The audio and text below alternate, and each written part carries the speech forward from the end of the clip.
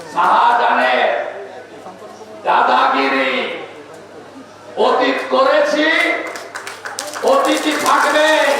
আমার ছাল চামড়া তুলবে বলেছিল শাহজাহান।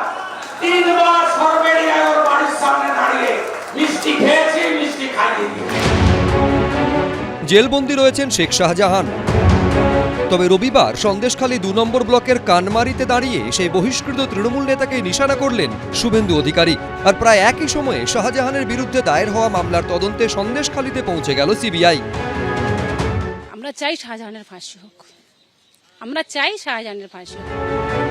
মঞ্চ থেকে বিরোধী দলনেতা যখন শেখ শাহজাহানকে একের পর এক আক্রমণ করছেন, তখন সেখান থেকে 20 কিলোমিটার দূরে তার বিরুদ্ধেই দায়ের হওয়া মামলায় বয়ান নিতে গেছিল কেন্দ্রীয় গোয়েন্দা সংস্থা। এক্সক্লুসিভ সেই ছবি ধরা পড়ল এবিপি আনন্দর ক্যামেরায়। 2024 সালের 5ই জানুয়ারি রেশন দুর্নীতির মামলার তদন্তে সন্দেশখালীতে শেখ শাহজাহানের বাড়িতে তল্লাশি অভিযানে গিয়ে আক্রান্ত হয় ইডি।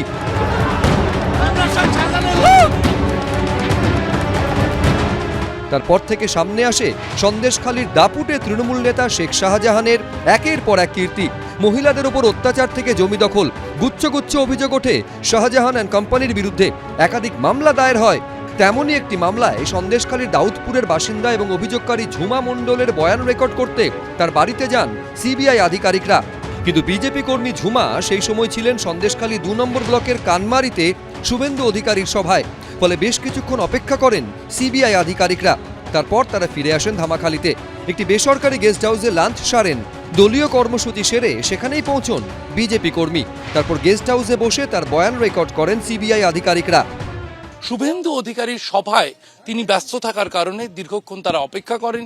এরপর ধামাখালীতে একটি গেস্ট হাউসে তার বয়ান নথিভুক্ত করেছেন তারা। অভিযোগ অনেকদিন আগে থেকে জানানো ছিল, ওনারা আমার সাথে কথা বলতে এসেছিল একদম একান্ত, এবং সেটা আমি একান্তভাবেই বলেছি, আমি এটা বলতে পারবো না।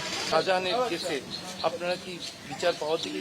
একদম একদম সিবিআই এর অফিসে বা সিবিআই কে এটা জানানো হয়েছে এবং এ নিয়ে তদন্ত চলছে, এবং সেভাবে শাহজাহানকে জেলে আছে এবং শাহজাহান সাজা পাবে, এবং তার সাজা আমরা চাই ফাঁসি।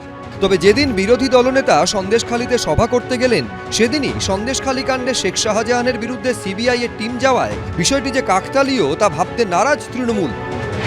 বিজেপির এই পক্ষপাত দুষ্টভাবে রাজনৈতিক উদ্দেশ্য প্রণোদিতভাবে যে চালানো, তাতেই এদের বিশ্বাসযোগ্যতা কোয়েশ্চেনেবল হয়ে যায়। যে একজন প্রভাবশালী নেতা গিয়ে সাক্ষীদের সাজিয়ে দিচ্ছেন, কি বলতে হবে ঠিক করে দিচ্ছেন ইত্যাদি, তারপরে এরা সেগুলো সব রেকর্ড করতে যাচ্ছে। তার থেকে সুবিধা হতো কলকাতাতে নেতাই বলে দিত, এদের নামে বসিয়ে নিন, মিটে যেত। কাজ ওরা করছে, কোর্টের অর্ডারে করছে। ওদের যদি কিছু বলার থাকে কোর্টে গিয়ে বলুন। 2024 সালের 29শে ফেব্রুয়ারি উত্তর 24 পরগনার মিনাখা থেকে শেখ শাহজাহানকে গ্রেফতার করে পুলিশ। এরপর সিবিআই ও ইডির হাতেও গ্রেফতার হয় শেখ শাহজাহান। বর্তমানে জেলে রয়েছেন সন্দেশখালীর এক সময়ের ত্রাস। শিবাশিস মৌলিক, সমীরণ পাল, অনির্বাণ বিশ্বাস, এবিপি আনন্দ।